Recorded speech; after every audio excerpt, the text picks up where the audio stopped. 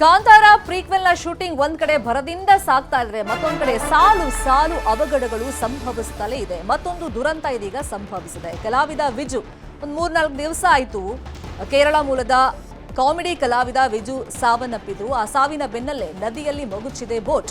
ಹೊಸನಗರ ಬಳಿಯಲ್ಲಿ ಶೂಟಿಂಗ್ ಆಗ್ತಾ ಇತ್ತು. ಆ ಸಂದರ್ಭದಲ್ಲಿ ನದಿಯಲ್ಲಿ ಬೋಟ್ ಮಗುಚಿ ಬಿದ್ದಿದೆ. ಅದರಲ್ಲಿ ನಟ ರಿಷಬ್ ಶೆಟ್ಟಿ ಸೇರಿದಂತೆ 30 ಜನ ಇದ್ರು.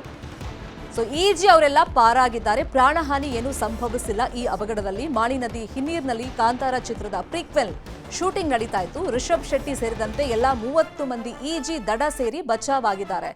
ಇನ್ನು ಮಾಸ್ತಿಕಟ್ಟೆಯ ಮಾಣಿ ಜಲಾಶಯದಲ್ಲಿ ದೋಣಿ ಮಗುಚಿ ಬಿದ್ದಿದೆ. ಕ್ಯಾಮರಾಮನ್ ರಿಷಬ್ ಶೆಟ್ಟಿ ಸೇರಿದಂತೆ 30 ಜನ ಇದ್ರು. ಕ್ಯಾಮೆರಾ ಸೇರಿ ಎಲ್ಲ ವಸ್ತುಗಳು ಜಲಾಶಯದ ಪಾಲಾಗಿದೆ. ತೀರ್ಥಹಳ್ಳಿ ಮೇಲ್ಗೆ ಆಸ್ಪತ್ರೆಯಲ್ಲಿ ಮಹಿಳೆಯೊಬ್ಬರಿಗೆ ಚಿಕಿತ್ಸೆಯನ್ನ ಕೊಡಲಾಗಿದೆ ಅಂತ ಹೇಳಿ ಮಾಹಿತಿ ಇದೆ. ಘಟನಾ ಸ್ಥಳಕ್ಕೆ ನಗರ ಪೊಲೀಸರು ಭೇಟಿಯನ್ನ ಕೊಟ್ಟು ಪರಿಶೀಲನೆಯನ್ನ ಮಾಡಿದ್ದಾರೆ.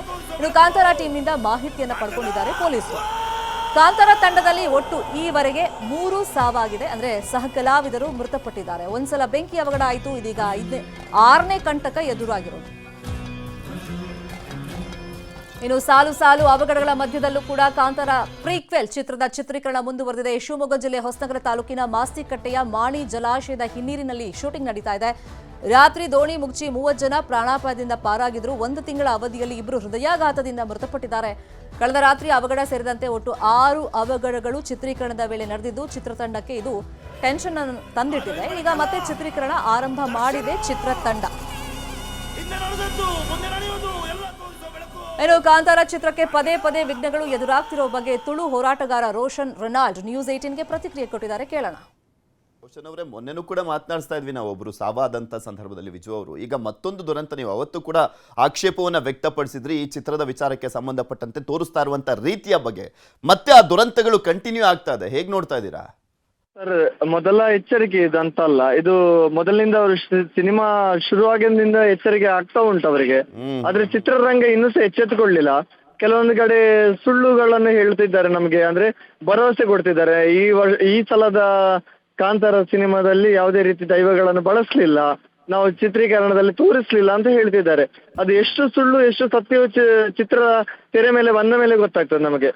ಈಗ ಸಹ ಕಲಾವಿದರು ಈಗ ತುಂಬಾ ಅಂದ್ರೆ ತೀರಿಕೊಂಡಾದಾಗ ಎಲ್ಲ ತುಂಬಾ ಜನರು ಹೇಳ್ತಾರೆ, ಯಾಕೆ ರಿಷಬ್ ಶೆಟ್ಟಿಗೆ ಯಾಕೆ ಆಗ್ತಾ ಇಲ್ಲ, ಅಂದ್ರೆ ಅದರ ಪ್ರಮುಖರಿಗೆ ಯಾಕೆ ಆಗ್ತಾ ಇಲ್ಲ ಅಂತ ತುಂಬಾ ಜನರು ಪ್ರಶ್ನೆ ಮಾಡ್ತಿದ್ರು.